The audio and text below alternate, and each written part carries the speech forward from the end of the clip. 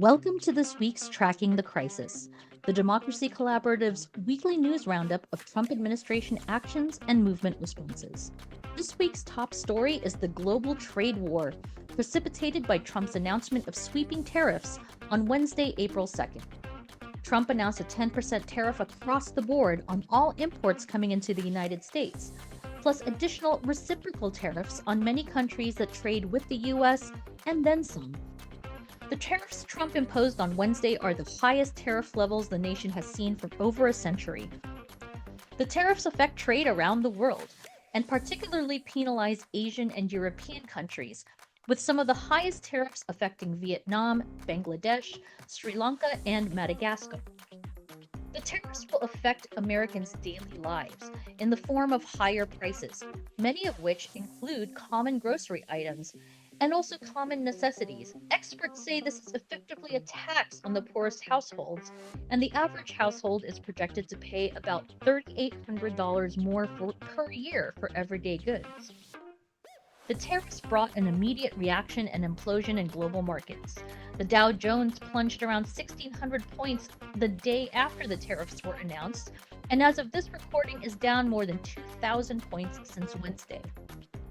World markets also suffered, although Japan and the US have emerged as the biggest losers from the market volatility.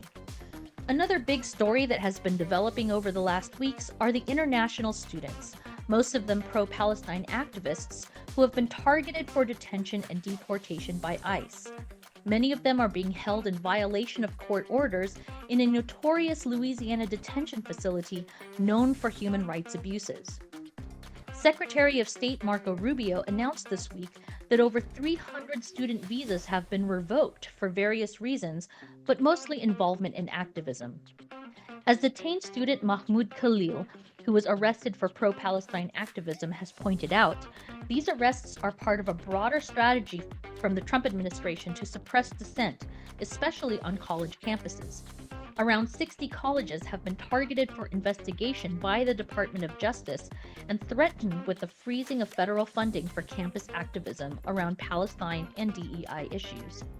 Some campuses, notably Columbia University and Harvard, have capitulated to these intimidation tactics. Many experts warn about the implications of these new tactics generally on free speech in America. Also this week, over 10,000 public health workers have been fired in what has been described as a bloodbath at the FDA, CDC, and National Institutes for Health. These layoffs and cuts impact the government's capacity to regulate food safety, respond to disease outbreaks, manage care for elders and disabled, and many more services that protect the American people from sickness and harm. These layoffs come at a tough time, as outbreaks of measles, dengue, whooping cough, and tuberculosis are spreading throughout the nation.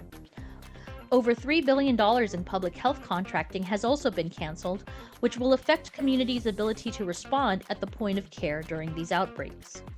We are also tracking developments in social movements and resistance to the Trump-Musk agenda throughout the nation. In response to the crackdowns on student activism, many campus communities are organizing and fighting back in defiance of their school administration's appeasement of Trump. Columbia students and faculty have been walking out on protests all week, including some students who chained themselves to the school gate to advocate for Mahmoud Khalil's release and for a free Palestine. Faculty and unions at other universities, such as Rutgers, are trying to organize together in order to resist White House intimidation, which has already eroded the integrity of some Ivy League schools. Under the mainstream media's radar, but also very important to note, is that the annual Trans Day of Visibility, which is March 31st every year, took on a very serious note this year due to the Trump administration's persecution and attack on transgender rights.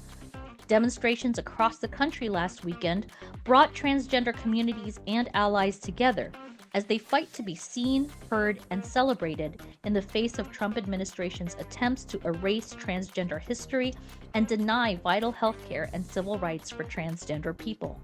Finally, we would be remiss if we didn't mention the massive protests that took place last Saturday across the United States. The hands-off National Day of Action brought an estimated 5 million people or more into the streets at over 1,400 events organized around the country, bringing thousands of people to protests not just in the usual places like New York and San Francisco, but also to deep red strongholds like Boise, Idaho, Salt Lake City, Utah, Wyoming, and more. That's it for this week's Tracking the Crisis summary. There's a whole lot more to read about in our weekly email dispatch. Go to trackingthecrisis.org to subscribe to our digest, which goes to your email every Friday. Thanks, and back to you, David and Shane.